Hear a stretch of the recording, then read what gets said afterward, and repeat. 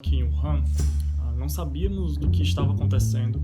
Foi um susto, na verdade, quando começamos a perceber que era algo sério. Na Itália nós já entramos na 3ª semana de quarentena e por aqui é um crime você sair de casa nesses dias. Há mais de uma semana, desde o dia 16 de março, que estamos vivendo em confinamento obrigatório por causa do coronavírus. Isolados em casa, trancados lá dentro, ou mesmo no máximo uma voltinha aqui no jardim. Hoje faz exatamente 10 dias que o país inteiro, a Espanha toda, está em quarentena. Os serviços não essenciais, a previsão é para meados de abril e as pessoas têm trabalhado de casa. Tem muita gente usando máscara, luvas, álcool gel. A situação aqui na Itália só tem previsão de melhorar por volta de setembro ou outubro.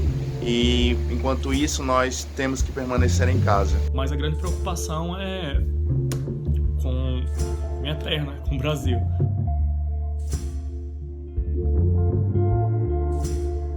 Faz exatamente 2 meses que a Espanha decretou o seu lockdown, a sua quarentena, com medidas muito duras, muito severas.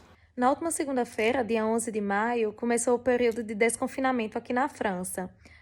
Desde então, passou a ser permitido a nossa saída de casa e deslocamento em um raio de até 100 quilômetros, sem precisar justificar a nossa saída. Aqui no Canadá, o isolamento social ainda não acabou, os números de casos não param de crescer, o número de mortes não aumenta, mas também não diminui. Desde o último dia 4, as regras de isolamento social foram flexibilizadas aqui na Itália. E depois de um lockdown que durou praticamente 2 meses, finalmente é possível sair de casa para fazer uma caminhada, ainda que usando máscaras e respeitando o distanciamento entre as pessoas. Aqui no condado de Los Angeles, na Califórnia, a ordem para que as pessoas permaneçam, fiquem em casa, foi prorrogada por tempo indeterminado. Isso porque os números assustam. Já são mais de 34 mil casos confirmados e mais de 1.600 mortes associadas ao Covid-19. Na prática, aqui em Valência, a gente não tem visto muita fiscalização. As pessoas estão fazendo como querem. Pouca gente está usando máscara na rua. Outra novidade, vamos dizer assim, é o uso obrigatório de máscaras ou qualquer coisa para cobrir o rosto.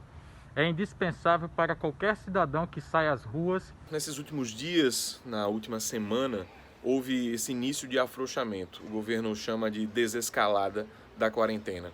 Ou seja, medidas vão sendo tomadas para que a gente possa voltar a ter uma vida normal. Apesar de alguns setores terem retomado suas atividades essa semana, algumas províncias e cidades reabriram escolas primárias e creches. O restante, escola secundária, colleges e universidades, só a partir de setembro. As aulas das escolas primárias retornaram e os comércios reabriram.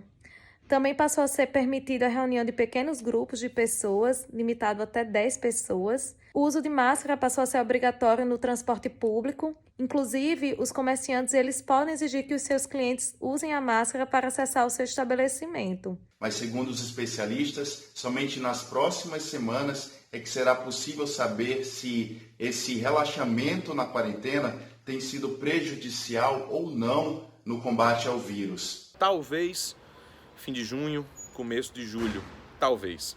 São 4 fases. A gente aqui em Valência, por enquanto, segue na fase 0. Valência não foi autorizada, depois de 2 semanas, a passar para a fase 1, assim como Madrid, assim como Barcelona. Há uma divisão de horários para sair, então de 8 da manhã até 10 horas pode sair o grupo geral, o grupo maior. De 10 a meio-dia, idosos. De meio-dia às 7, crianças acompanhadas dos pais. 7 às 8, idosos de novo.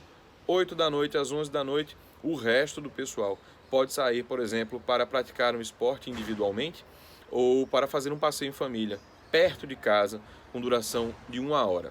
Surgiu a informação de que as praias urbanas, como por exemplo Santa Mônica, mais famosa, serão reabertas, já estão reabertas à população, com um detalhe até curioso: as pessoas não podem sentar e ficar paradas na areia, contemplando ali o mar, curtindo.